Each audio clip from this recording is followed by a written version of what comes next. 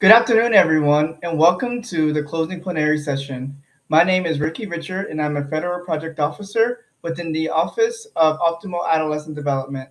As the conference planning chair for this year's conference, I want to thank you all for your wonderful participation in the conference over the past 3 afternoons. It's always great when like minded professionals can come together to share their ideas and experiences. I want to challenge you all to continue strengthening the partnerships in your communities that you serve by leveraging all that you have learned. I want to extend a very special thank you to the conference presenters. The conference could not be possible without your willingness to share your knowledge and expertise. I know that many of you really enjoyed the youth plenary yesterday, and when it comes time, I encourage you all to nominate youth for next year's conference so we're able to continue to have strong youth voices and perspectives. Their inputs always make our programs better and stronger. Thank you to the grantees that nominated youth who shared their experiences with us yesterday. I want to take a few moments to highlight new products that we have on the exchange as of yesterday. We are excited to announce the release of our new podcast series, Elevate Youth Programming.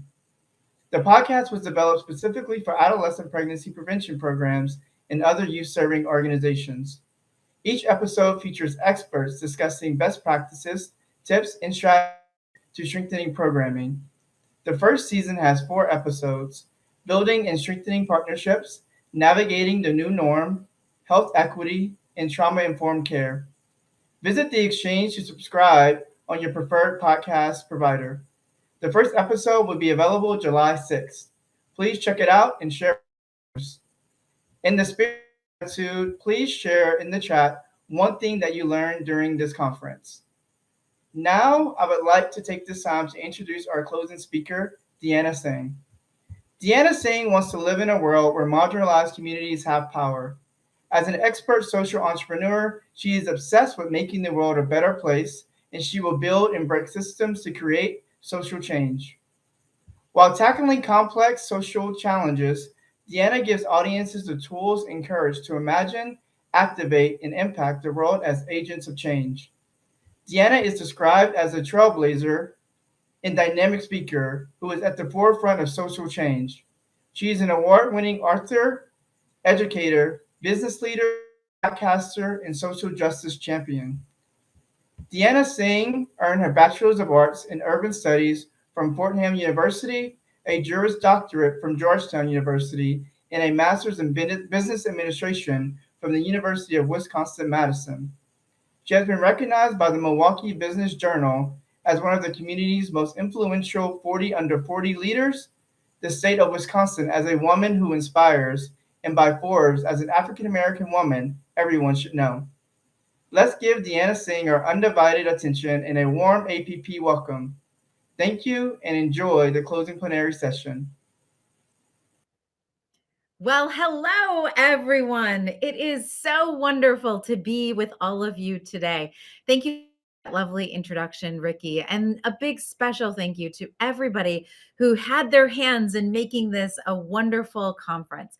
I know that there was a lot of people because I had the opportunity to work with them who really genuinely care about making sure that all of you who are joining us today are getting the best information to really move your mission forward. So, just incredibly grateful to the entire planning committee for the invitation to be here today, and really to all of you, because I know the millions of things that are demanding our attention right now. And so, the very fact that you would spend some time with me to have this conversation and with the conference team to have this conversation means a lot. So, thank you, thank you, thank you, thank you, thank you.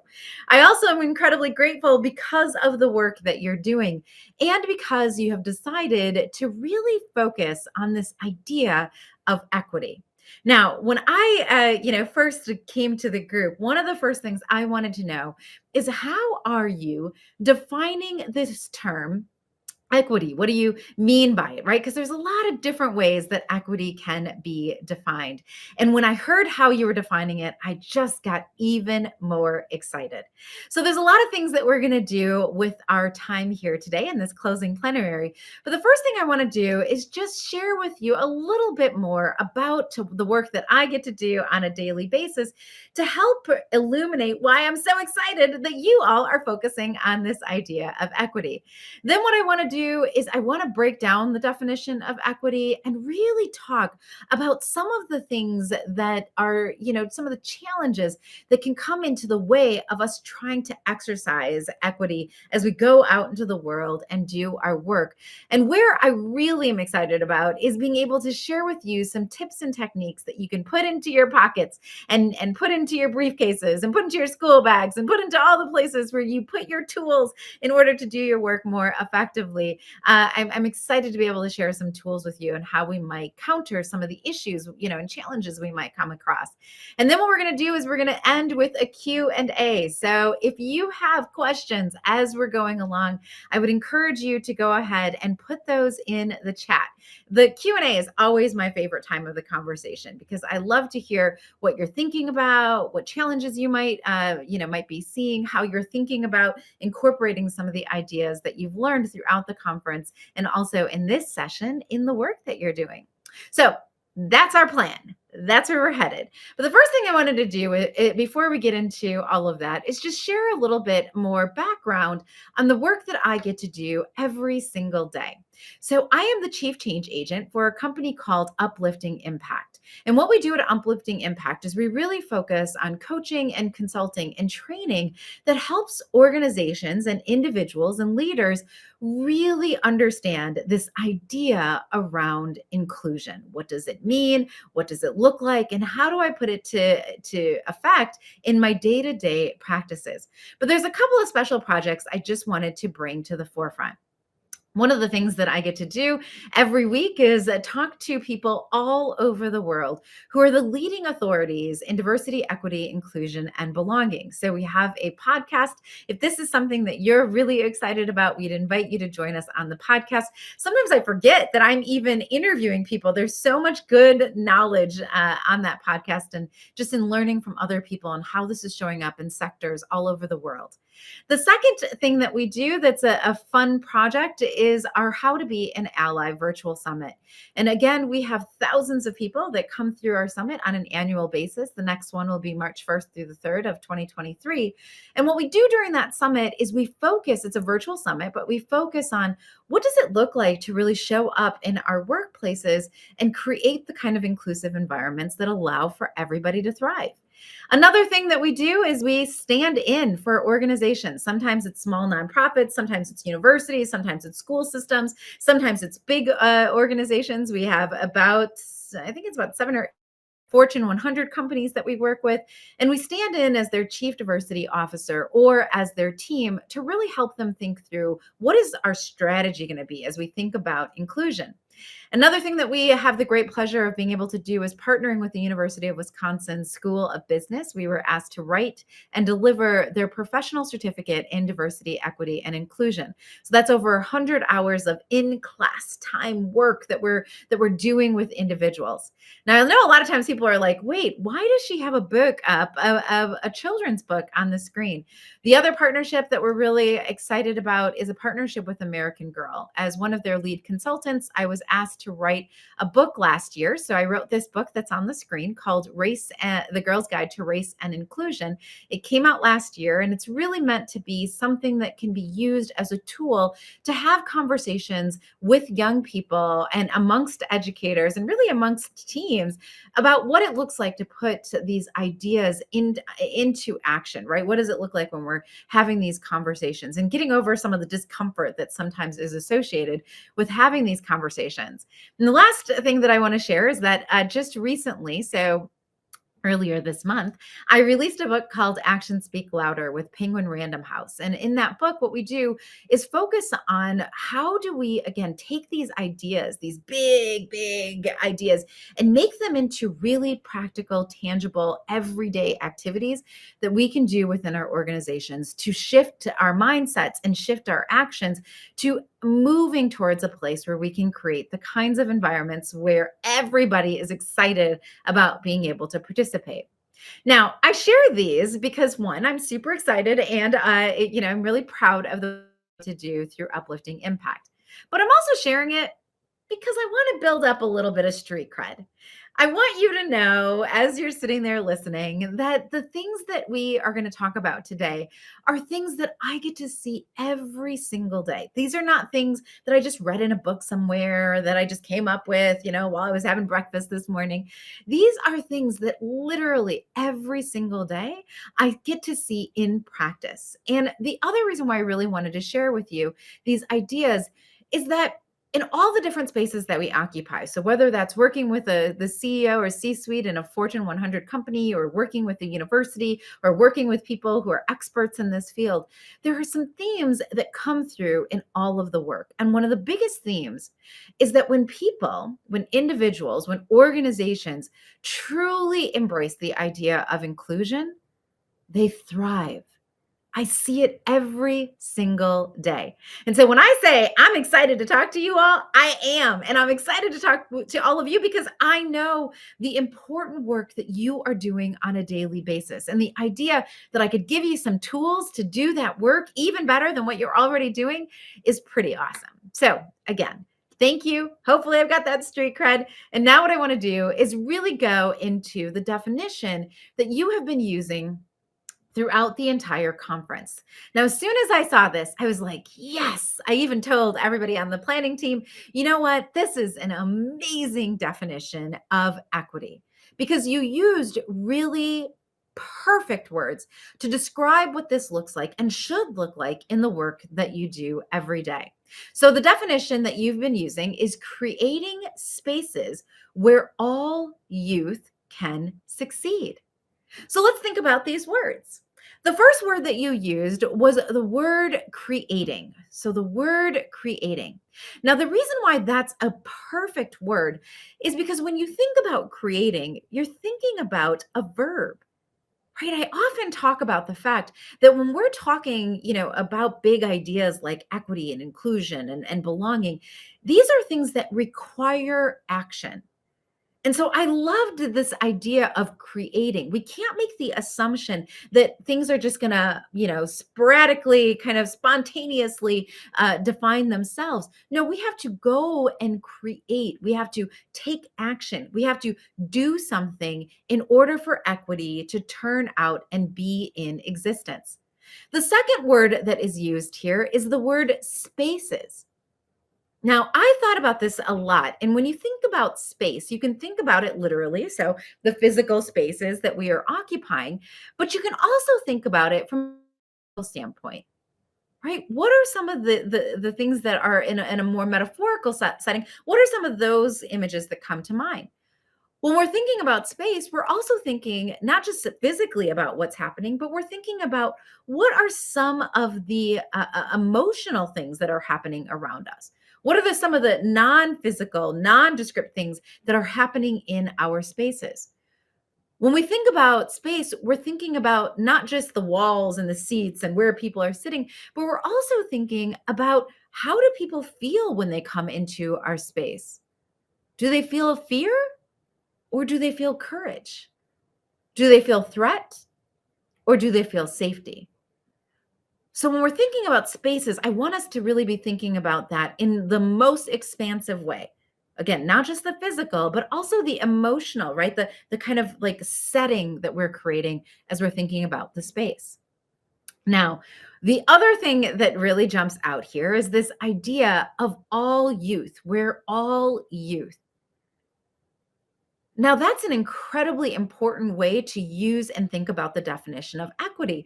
Because when we're saying all youth, what we are not saying is just the ones who look like me, We're not saying, the ones who don't ask too many questions or the one who are the easiest for us to talk to. No, what we're saying is all youth.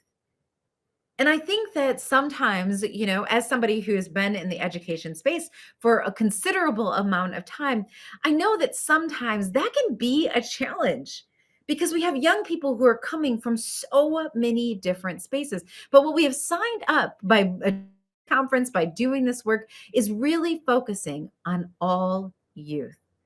And then, of course, the last two words can succeed. Can succeed. You all do so many different things. Some of you are, behind the scenes making things work. Some of you are in direct service and you're supporting your young people on a daily basis. Some of you are doing things from an administrative level. But no matter where you're sitting in your organization, what your job title is, what you're doing on a day to day basis, one thing that binds everybody who's on this call together is the fact that you have taken a pledge to really set yourselves up to be in the work of allowing for all youth to succeed. To succeed. That is so incredibly powerful. The research shows that even having one person in a child's life who believes in them, who believes that they can succeed, can make all of the difference. And now we have hundreds of people who are on this call who have signed up to say, that is what I am going to pledge to. I don't know about any of you, but that actually gives me goosebumps, right? That gives me so much confidence and so much inspiration when I think about what can be achieved by the people who are on this call. So I hope that by down this definition a little bit more and really through all the work that you've done throughout the conference in the last 3 days, that you can understand how this idea of equity fits so squarely into the work that you are doing, how important it is. Now, I want to share a little sidebar with you. There was an educator, I was doing a session. I think I had a couple hundred educators on the call.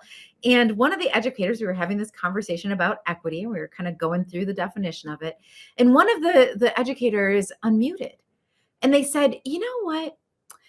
The way I want to make a confession, that's how they started. They said, the way that I have been thinking about this idea of equity didn't really sit well with me because when I was thinking about equity, I was really equating it with this idea of favoritism, that there was one group of children that we needed to treat better than others. And so it didn't sit with me.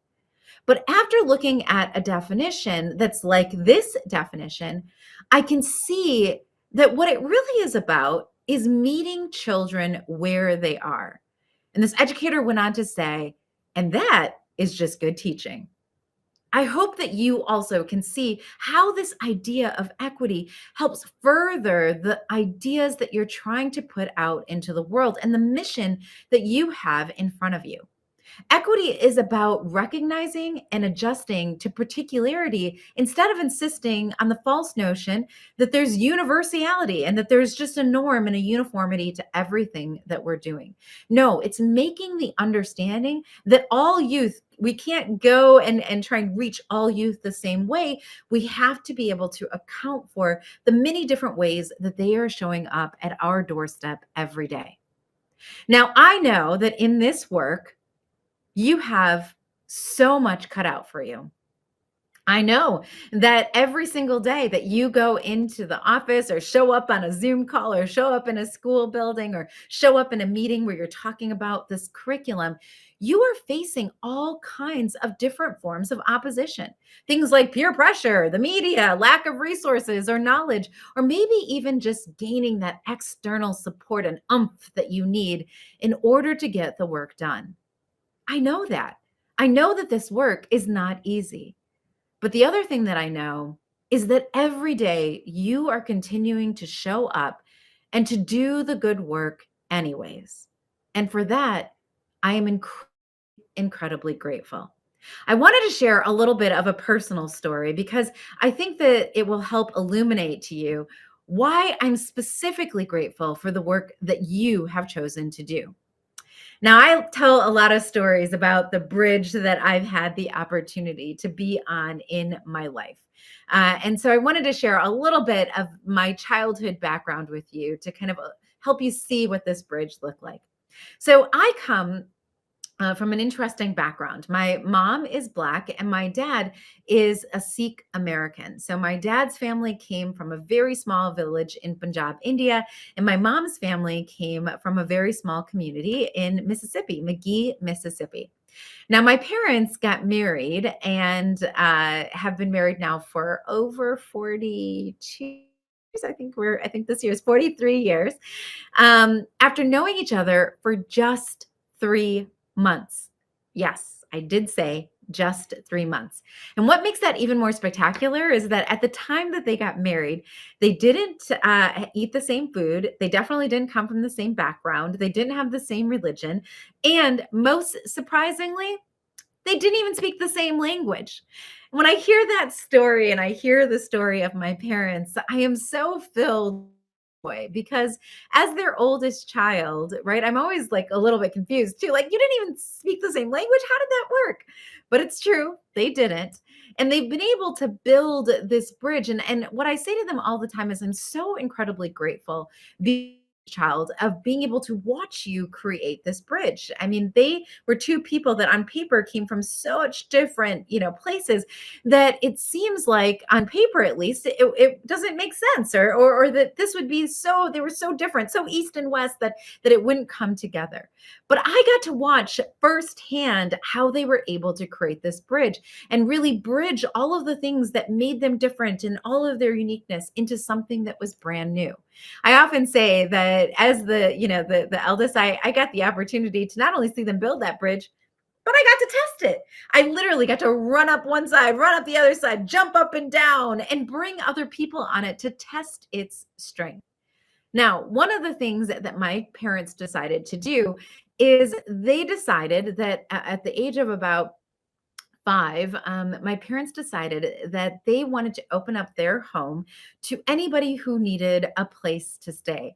My father being an immigrant, my mom understanding the pathway that her family was on. They came from McGee, Mississippi to Milwaukee, Wisconsin, which is where we are now, by way of the railroad, right? And she had 8 brothers and sisters. So she knew what this experience was like of trying to find a home and make and have stability and be able to really grow your dreams. And so did my father. And so they decided that when I was about 5 years old, that they were going to open our home up to whoever needed a place to stay. And as a result of that, until I went to college, we had in a 3-bedroom ranch style house, almost always about 30 people living in our home. Now, that was a really cool experience to grow up in a house with so many people coming from so many different backgrounds. And one of the things that happened was because I could speak all of the languages. I understood Punjabi, which is the language of my father's people, and I also understood English and could speak them both fluently. And I was really the only person in the house who could do it. My position in the home got elevated pretty quickly. I remember when I was like 5 or 6 years old, I was surrounded by adults. And I remember sitting on the couch and literally reading from and translating a driver's ed book. So you can imagine if I had that level of responsibility, just how quickly my confidence was able to be built up. I think that it was a great treat because I had the opportunity to be able to bring, like I said, other people onto my bridge and test it out, but also to really feel like I could be the tour guide on that bridge. Now, as a result of that, there was a lot of knowledge transfer that was happening within my home. I mean, I was doing driver's license. I was helping people with their mailings. I was helping people write letters. I was doing a lot of things at a very early age. But there was one space in which it was really clear to me that the bridge didn't have any bricks, and that was really around the space of sex education. You see, in my family, that was not, and in our home, that was not, we could talk about driver's license, we could talk about food, we could talk about religion, we could talk about different movies and cultural aspects, but sexual education, not a topic that had any opportunities or doors open. I remember, and I tell this, with a lot of love and affection, but I remember the day that I actually got a note home from the school that we were going to start our sexual, education, growth, human health, and human development. And I remember my mom got this notification. I brought the note home and everything, and she sat down on the couch with me and she said, "You know what? Your body is changing. And if you have any questions, I want you to know that you can definitely go and talk to the school nurse." So even that, right? Just the way that I was told, and that moment of feeling like, okay, I'm here and I'm trying to learn more about this, that this wasn't going to be home. This bridge that I had built all these other competences up was not going to be the place where I was going to get the kind of knowledge that I needed. I also remember that my knowledge was so limited. I found a note not too long ago in this old shoebox of notes that I had about how I had held hands with somebody and I was worried, like, what is this going to lead to? Right. It was a note that I had written to my cousin. So my knowledge was very, very limited. But when I got this note from the school, and after having this conversation with my mom, I realized I was really going to have to rely on what could gain from my own formal education. And I remember thinking, it's okay, even though this isn't a space where I can have this conversation or learn these things, surely school will be a place where I will get everything that I need to know. But what I quickly found out was that in the school setting, it really wasn't that much more conducive to learning either. I remember the, sex education classes that I had. Most of them had really archaic videos with no real person who was talking to us. It wasn't somebody that, when they came in, it wasn't somebody that built up any trust in the classroom. And so I didn't have a lot of confidence as saying, "Hey, look, I don't really know that much," or saying, "I have a question. Can I ask my question?" So I came in thinking, I don't get it at home on that bridge, but certainly at school, I'll get it. And actually left feeling so much more confused. So, this lack of knowledge didn't lead to the kinds of success that we defined in that earlier definition of equity. You see, in both spaces, home and school, there were a lot of assumptions about the way that the information was presented to me. One of the assumptions was that, oh, you're going to get it someplace else. You're going to find that support, or you're going to find that information in another place, not just here. Another assumption was like, oh, no, school, we're going to give you some basic information, but you really should be having these conversations at home. There was an opportunity to build a bridge between home and school, but it was left undone. The bricks were left on the ground. The way that relationships were talked about in the school setting were very different than the way that I was talking about relationships, or that I knew or understood relationships in my own family and in my own culture. Even the space and the methodology that was used was not used to build trust, or to welcome curiosity, or to provide full information. And I think when I think back on it, what was most troubling was that not just the fact that I wasn't getting the information at home, or that I wasn't getting it at school, but what's most troubling is that I was left with no idea of where to go. I was really left with a void. Now, I'm certain, because I was surrounded by really amazing educators, that at the time, most of the educators who were in this space were mostly unaware of how much I needed their support. I'm sure that if they understood how much I was relying on the materials that they were providing and how much I wanted to have conversations, that they would have changed their approach. But I didn't have the vocabulary or the confidence to be able to help them see what I was missing. And I think that that's true, even though I'm not a young person anymore. Well, I like to still think I'm kind of young, but you know what I'm saying, right?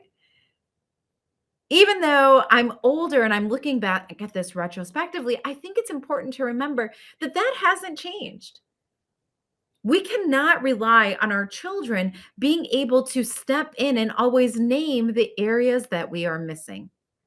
So, what I want to do with the time that we have left is I want us to really start to take a step back and think about, if we can't rely on our children to name just because of where they are and maybe their vocabulary or confidence level, the same as mine was at this time, that we can't rely on them. What can we do to make sure that we're shoring up our own skills so that we can identify when these bridge building moments are in front of us? we can identify them and not get in the way of creating the kinds of bridges that we want to create for our young people. So, what I want to do now is I want to do a little activity. So, on your screen, what's going to happen in a minute is these squares are going to start to disappear. And as they disappear, what I want you to do is I want you to really think about what is the picture that I see behind the bricks as they disappear. Ready? All right, here we go. So look at this picture, and as you see it, I want you to think about what is that? Now, if we could all go off mute, I would do it so that I could hear what you all thought. And at this point, I'm sure there's lots and lots of different ideas. Having done this exercise before, here's some of the things that people start shouting out right now. They start shouting out things like a bird, a rabbit, a baseball cap, a car. All different kinds of ideas. Now, the reason why I like to show this picture and kind of go through this exercise is not because there's some right answer. The reason why I like to go through this exercise is because I think it's important to understand that we can all be looking at literally the exact same thing, but becoming to different conclusions. And the reason why I like to show this picture is because none of the answers are actually wrong. What they are a demonstration of how our brains can see the same information, but come up with totally different conclusions. And what we call this is unconscious bias. It's a set of reasoned opinions that are based on our own experiences or stereotypes or things that we know in our past that make our decisions and the things that we see and the way that we see things automatic, unintentional, and widespread. Now, there are three types of biases I really want to focus on in our conversation today. So, this idea of unconscious bias, I want to unpack it into three different ways that it shows up. And the three ways, bias can show up in a million different ways, but the three ways that I've chosen are the ways that most frequently show up in the work that we do with educators. And I want to bring these to the forefront because one, I want you to know what they are. I want to actually give you the words and the language and the definition of these words. But I also want to give you some examples of how they show up because one of the hopes is that by doing that, you'll start to sharpen your own lens to be able to see where there might be some broken bridges or opportunities to make your bridges stronger in the work that you're doing. Now, before I go into this first bridge, one of the things I want to share is just a little bit more information about what I mean when I talk about this idea of bias. I have to tell you that oftentimes when I'm talking about the idea of bias, there's a lot of resistance to it, right? There's a lot of people who say, oh, bias? No, I'm not a biased person. I definitely don't bring biases into my thought process.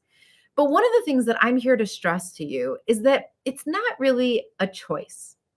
When we talk about this idea of unconscious bias, we're actually talking about something that we all experience and actually, and to some degree, rely on every single day. Let me give you a fact just to kind of help explain this a little bit further. So, our brain, the way that it works is we encounter 11 million pieces of data per second. I'm going to say that again. We encounter 11 million pieces of data per second. So, of that 11 million, how many do you think that we can process in each one of those seconds? Again, if I had the opportunity to see what you were writing in the chat, I'm sure we'd get some answers like 10 million, right? Maybe 50,000, maybe 500. But the truth is, of the 11 million pieces of data per second, so in that second that we are having to process, our brains can only process at most 40 to 50 things. So, what happens with all the other data that is coming at us so quickly? Well, for the rest of that information, our brain actually relies on bias. I'll give you a perfect example of this. If I were to stand up right now and put my foot on the ground, I would have to do that with the assumption that the ground would be able to hold my weight. I can't stop and think about whether or not the ground can hold my weight because that would require me to do too much during the day. It would really impede my ability to do the other things that I needed to do. And so I have to rely on information like that in order to just function in my day to day basis. The problem is that that kind of bias, right? The things that we use and the assumptions that we have to make in order to move forward and to be able to work and play in our days is okay, but there's also unchecked bias about people that comes into our mind that actually gets us into some trouble. Because what it does is it creates and creates this desire for us to create efficiencies that allow for us to categorize or stereotype different kinds of groups of people or other information in a way that really gets in the way of us being able to create those kinds of equitable environments that we started this whole conversation talking about. So let me jump into the first of our three types of bias that really are and can be pretty problematic if we don't keep them in check. Okay, so remember, there's a lot of biases that are out there that help us function on a daily basis, but there's also biases that actually get in the way of us functioning the way that we want to. And this is one of them. The first one that I want to talk about is confirmation bias.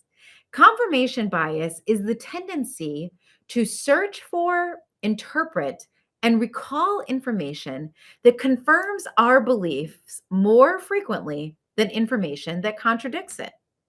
Remember earlier, I said our brain is like an efficiency machine. It wants to fortify itself, it doesn't really want to change. And so it finds reasons to show that it's right instead of reasons to show that it needs to change. Now, I asked for some examples of how this might show up in your work in particular. So I'm going to share a couple of quotes that are things that you may have heard before in some of the work that you do. The first quote is, because of their sexuality, LGBTQ youth are less likely to experience teen pregnancy. So we shouldn't focus on recruiting those students. Another quote that you might have heard is this idea of, we host parent information nights at the beginning of the year, but no one ever comes to them. So clearly, the parents don't have an interest in this work.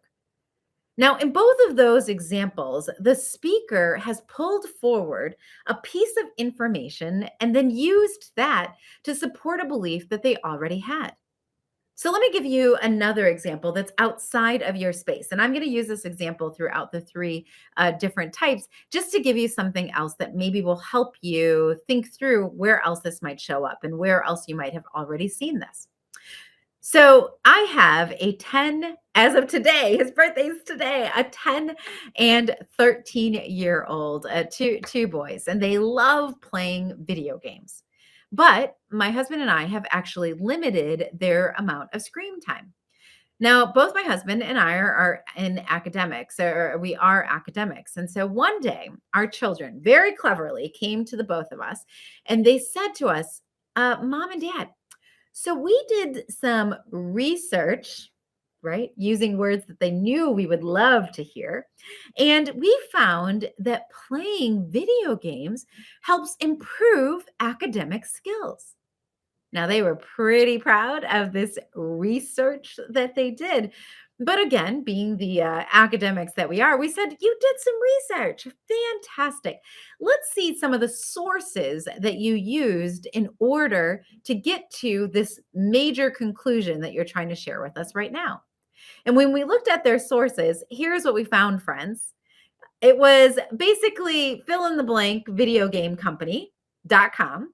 And another source that we saw a lot of in their research was basically how to trick your parents into letting you play more video games.com, right? Of course, those kinds of websites, the company websites that are trying to sell video games, and a website that's called something like Let's Trick Your Parents into Letting You Play More Video Games, are going to give you information that's going to support your belief that you should be playing more video games. So, in that example, what our children were doing is they were looking for information, not that would contradict what they already knew or what they wanted to say was true, but that would confirm the beliefs that they already have. So, I want you to stop and just reflect on this for a minute. I want you to think about the other places in the work that you do, because we all do this, in the work that you do or the things that you've seen, where you might see some of this confirmation bias showing up. What are some things that you assume to be true and then might be going because you have that assumption and it's so rooted in your belief system that you only see data that is going to support the belief that you already have? The reason why I want you to do that reflection is because that is a place where these bridges can get broken down. Now, the second thing that I want to talk about, and the second bias, is a bias called the framing bias. Now, the way that framing bias is it drives the brain to make assumptions about particular data based on general data. So, based making assumptions on particular data based on general data. And so, again, here I have some examples of some quotes. Adolescent female youth are more adversely affected by teen pregnancy. So we should focus our attention and on recruitment and retention of more female youth in pregnancy prevention programming. Another quote, our school teachers don't know how to teach this curriculum. Now, in both of these instances, the speaker started with a frame of reference. They had a factoid or maybe a personal experience that they then extrapolated into a more general conclusion. Okay. So when we talk about frame, I want you to actually think about what are the parameters of your knowledge, or where are the parameters that you have put into place when you are looking at new information. So if we go back to this example with my children and we talk about this video game example, my children were not the only one who were coming into this situation with a bias. Years before I even had children, I remember very distinctly having a conversation with one of my colleagues, and they were telling me about how their nephew was really struggling in college because he had gone to college and was struggling with being able to pull himself away from his video games. So much so that his ability to stay in school was being jeopardized because he was always playing video games. Now, this is before I even had children. And like I said, they are 10 as of today and 13 years old. So this is a very dated story, right? That really just for whatever reason stuck with me. And so if I'm being honest, when I hear my children talk about wanting to play more video games, one of the things that I start to think about is that story. I get fixated on it. And I get this idea that if I don't put in these parameters, what I am doing is I am creating an opportunity, or I am somehow positioning my children to make decisions that might harm them in the long term. Right. So, my framing bias, my frame, this story that I heard more than 13 years ago, gets in the way of me being able to hear what my children are saying, to be able to use more relevant data to their situation to actually discern what our next steps should be. So, as we think about frame, we want to be more conscious of what are the things that we are using, what is the information that we're pulling in, what data points are we pulling in to drive the assumptions that we are making about the information in front of us.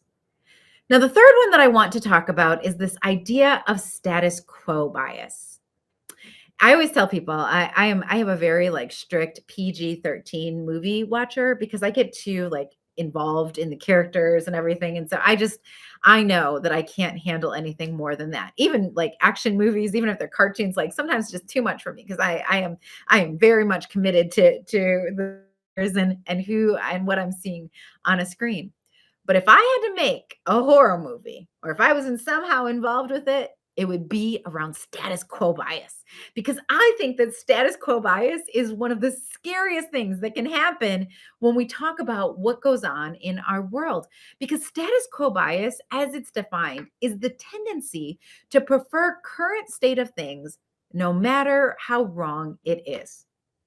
To prefer the current state of things, no matter how wrong that current state might be. And that to me is terrifying, but it is something that we see happening literally on a day to day basis. So, again, here, wanted to share some quotes that I think illuminate or that you may have experienced in the work that you're doing, how this bias shows up. So, the first quote here is, "We have always delivered the program this way, so we don't really need to change." Oh my goodness. Whenever I hear somebody say, "But we've always," that's my red flag, red flag, red flag. Oh no. Oh no, status quo bias. Another quote, as an example here, is, "We should really stay in this community because all of our connections are here."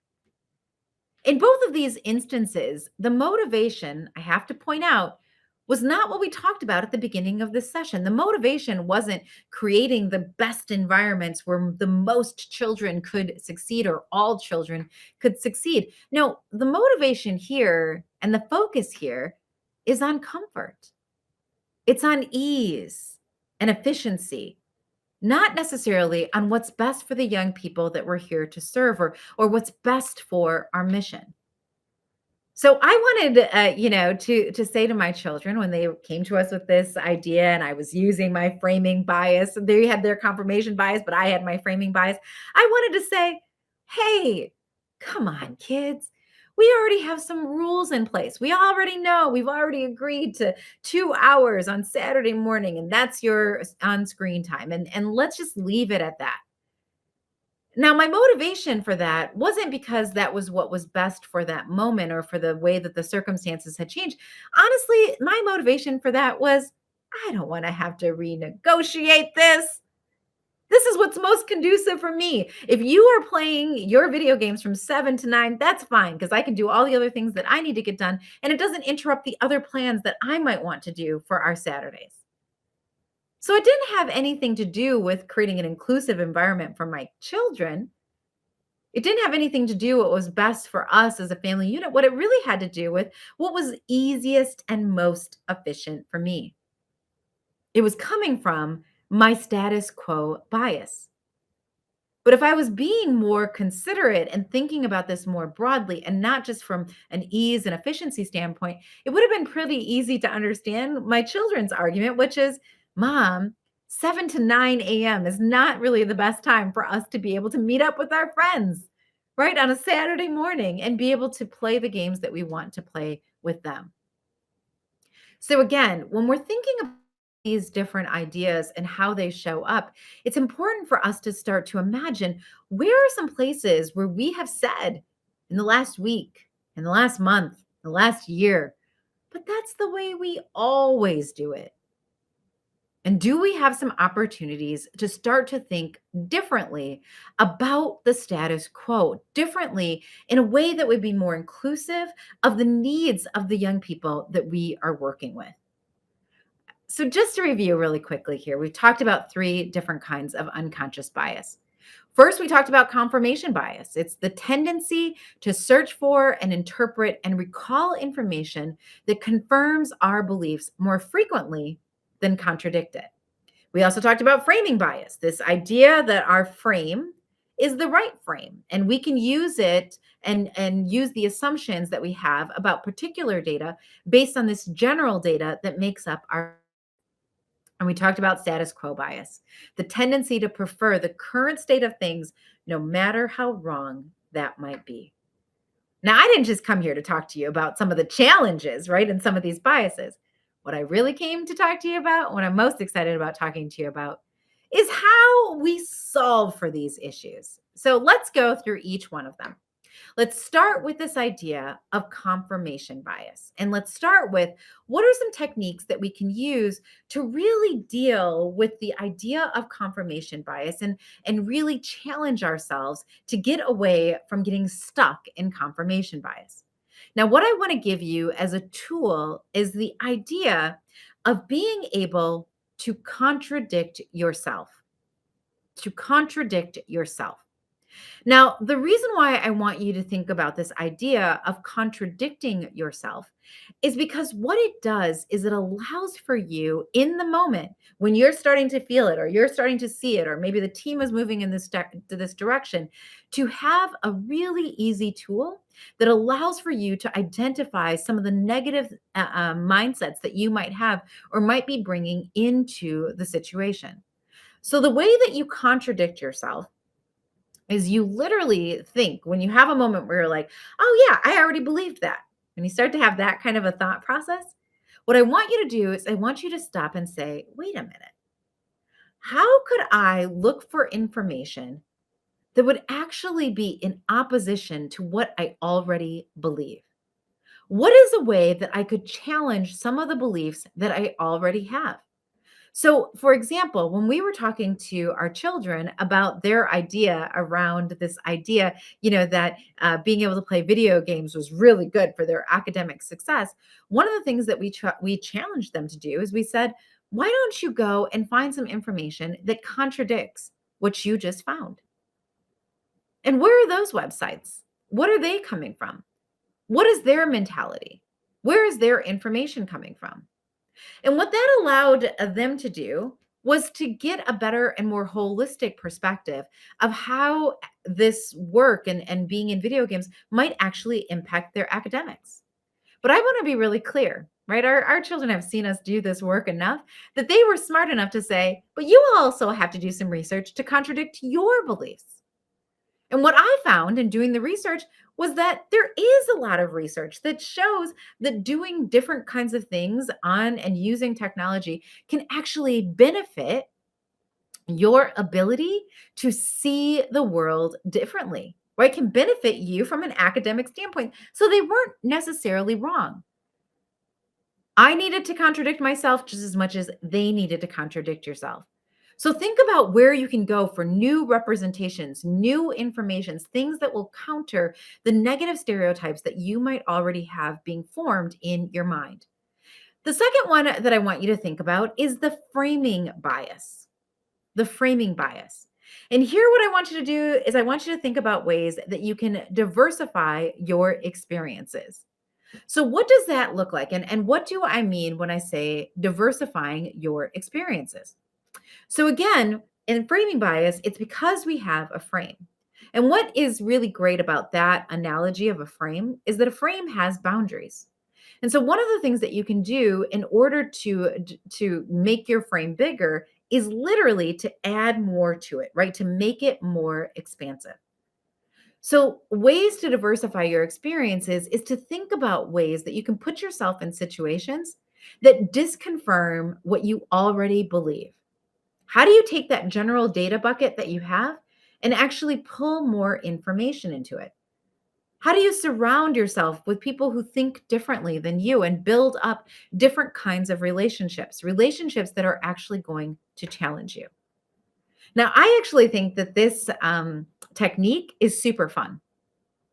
Because when you think about it, what it's doing is it's pushing your ability to think about where your comfort zone is and pushing you to create a more expansive idea of where your comfort space or your comfort zone should be.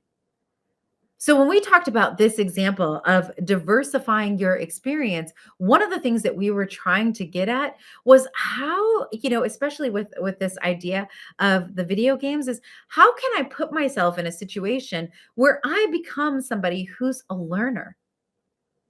And I become somebody who gets into and understands video games from the perspective that my children are looking at it. And I have to tell you, playing like just a couple of rounds of all the things and seeing like the motor skills and seeing like the problem solving skills of some of the games that my children are playing really expanded my understanding. I mean, it was really, really tough for me. It gave me a much higher appreciation of the work that they were doing on a regular basis and how they were making their brains use in a way that I could never replicate. And so just by diversifying my experience, instead of just standing on the side and watching what they're doing and having all kinds of judgment, getting in there and actually trying to pick up those remotes and understand what all the buttons do. Are you kidding me? That experience in and of itself really helped expand my knowledge and the way that I thought about the impact that video games could have on them. And then the last one is around status quo. And the last technique is to test your assumptions. So when you start saying things like, well, that's the way we've always done it. Of course, we should do it this way. Of course, that's the way that people feel. What you want to do is you want to test your assumptions. Instead of saying, yeah, we should just do it that way because that's how we always have done it, start with the idea that no, you know what? Actually, because we've always done it, let's just stop. Let's slow down for a second. Let's take the process that we have and let's look at it from a different perspective and see whether or not it still stands. When you test your assumptions, what you are doing is you are putting yourself in a position to be accountable, not just resting on your laurels and resting on what you've already done in the past, but really giving yourself the opportunity to slow down, take a minute to test whether or not the things that you're assuming still hold true. And when you test your assumptions, being able to look at it from the perspective of the people who might be the most marginalized in your groups, the people who are least represented, might give you a totally different perspective on what is in front of you. So, in the situation again with my children and testing my assumptions, when I started to test the assumptions that I had about, oh, yeah, 7 to 9, that's a perfect time. You don't need any additional time. When I started to test my assumptions, I realized they were wrong, that they needed an update. And so, again, when we talk about what you can do for status quo bias, you want to think about testing your assumptions. Now, last year during COVID, we were told we got a note home, similar to what my parents got sent many years ago. We got a note home that said, because your children are being taught virtually, we are going to. They were third and sixth grade at the time. We would really appreciate your support as we go through our sex education units. We'd appreciate your support in helping us. Translate and transfer this information to the young people that are in your homes. Now, while that's a microcosm of the work that you are doing, all the amazing things that you're doing on a regular basis, one of the things that I realized in that moment was that I had a chance to build a bridge that was different than the one that I had when I was growing up as it related to sex education. I'm going to be honest, my children were not super excited about the fact that my husband and I were so excited about teaching them sex ed. But there was something that my son said that really stuck with me. He said, I am glad that I feel comfortable enough with you to talk about this. It would be even more awkward if I had nowhere to go. He had no idea when he said it how much I knew that statement was true because of my own experience. The fact is, not all parents, not all educators are going to be excited about talking and teaching students about some of the things that you all have within your purview, which makes what you do so incredibly important. And being able to do this and do this work from a place of equity where you are managing your own biases so that you can show up and serve more children and serve them more fully is not only an honor, but it's also part of your responsibility. As we think about how we can help the young people in our lives and through the work that we get to do every single day, gain more confidence on their bridges, we have to also make sure that we're challenging ourselves. We have to make sure that we are asking ourselves questions so that we can expand our understanding of the world, not just confirm it. We have to make sure that we are constantly expanding our frames so that we can be more inclusive, not creating frames that are going to exclude children from being able to get the knowledge that we have to give them and the knowledge that they have to give us too. We also need to make sure that we are always prioritizing what's best for the young people and the missions of our organizations and not prioritizing the status quo. Over the last few days, you've learned a lot about how to build bridges. What you are doing is helping children build their bridges so that they can build more bridges. I mean, bridges beget other bridges. And you have the ability to build up those bridges. You have the ability to create new bridges for children who might not have that support elsewhere.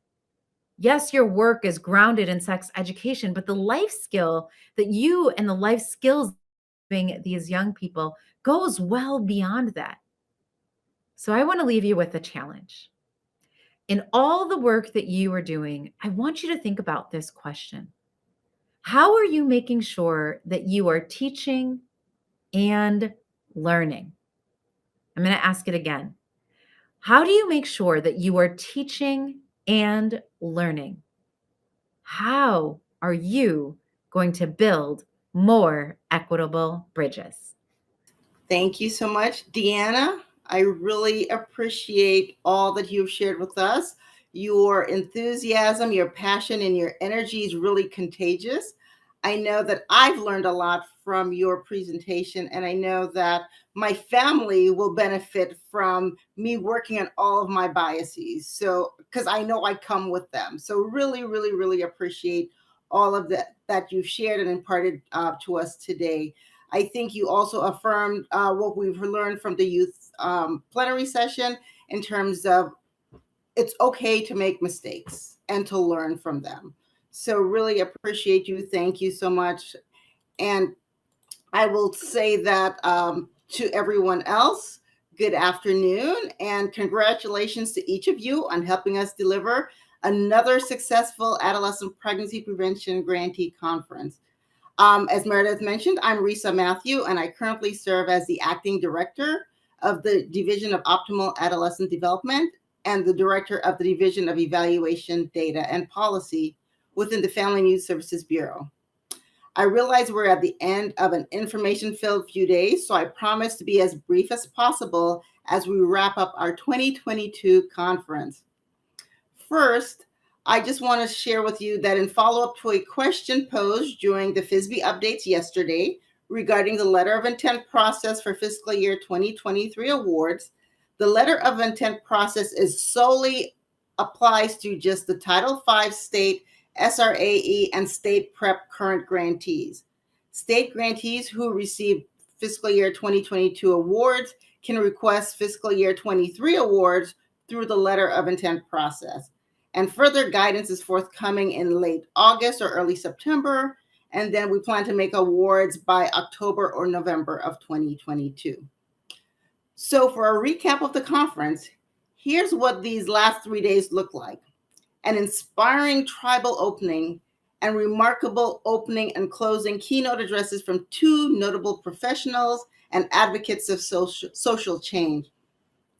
Also, for the first time, our conference focused on 6 tracks with the addition of the virtual implementation, adaptation, and innovations track, with really the goal of understanding and taking advantage of the innovation, emerging trends, various technologies, and practices that have resulted from your ability to navigate programming in the midst of the COVID-19 public health emergency. And our various presenters delivered 27 different concurrent sessions. And so I applaud each of you for that. I also hope you used our restructured daily networking sessions to share ideas and best practices, meet new people, and reconnect with old acquaintances, and that you also had the opportunity to visit the attendee hub to see 8 well-developed poster presentations. And don't forget the FISBE updates with our incredible APP team, and saving the best for last, the youth plenary session. A very special thanks to Christian, Harper, Jasmine, and Faith for your leadership on this panel to talk about your experiences in your respective programs and share thoughts on other ways we can help the youth in our communities. The youth plenary was popular last year, and using attendance as an indicator this year, the trend definitely continues.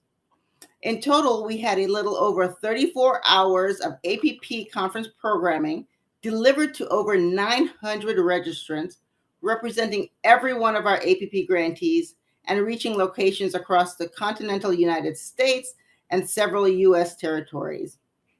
Throughout the conference, we focused on how, as APP grantees, your programs and services can continue to promote equity and inclusivity while engaging youth, families, and communities by leading with equity, creating spaces where all youth can succeed, which, as you already know, is our conference theme, and you heard so much about it from Deanna. I hope you'll agree these last 3 afternoons have been enlightening on that front, as well as busy with learning. I have to admit, they were also educational, informative, and delivered a wealth of knowledge and ideas to optimize and improve the way you work and your ability to reach the young people in your communities and help our nation's youth face life with a renewed vigor where they all can succeed. I would also be remiss if I did not extend our gratitude to our conference planning committee for your time, energy, and commitment, our conference co-planner, Ricky Richard, as well as the FISB and APP staff who contributed greatly to this effort. To our PrEP and SRAE training and technical assistance provider, RTI, for their expertise and Herculean efforts helping us plan, design, and deliver this great event. And once more to all of you, our grantees, thank you for being here and for being there for the youth you serve, helping them improve and grow. We also want to announce of the conference game on the virtual platform. You should see those coming up in the chat in just a moment. Also, please be on the lookout for an email from RTI regarding your prize of We Think Twice items. I also want to provide a gentle reminder to take advantage of all the tools and resources hosted on the exchange, which are developed to help augment your APP programming. If you haven't visited, please do so. If you haven't logged in to see the custom grantee content, please do so you don't miss out. I also encourage you to visit We Think Twice on Instagram and to navigate through the website so you don't miss out on some exciting, engaging, interactive, and topical content designed to speak to teens. For We Think, I'll leave you with this: you will not be disappointed. Finally, based on input from last year's evaluations, you probably noticed the planning committee made some adjustments to the conference this year, including reimagining the networking sessions, turning the poster sessions into an on-demand attraction, and cutting back on the number of concurrent sessions, all of which we hope allowed you to enjoy more of the targeted content you were looking for. And since we're always looking for to make these conferences meaningful to you as possible, we need to hear from you again this year. I hope you've been completing the session evaluations, as these will help us to continue to improve the conference experience for you. And if you don't get to it today, maybe after you've had some time to reflect, and after perhaps sending some questions to Deanna over the next few days, be sure to complete the overall conference evaluation, which was shared during the closing plenary and will be emailed to you as well. The more feedback we get, the better our future events will be. And on behalf of the Family News Services Bureau, the Division of Optimal Adolescent Development, and our partners in the Administration for Children and Families, thank you so much for joining us, staying engaged, and for all your contributions to the success of this program and this conference. So with that, I will end with saying, stay healthy, stay safe, keep doing the great work you do, and we'll see you again next year. Take care, everyone.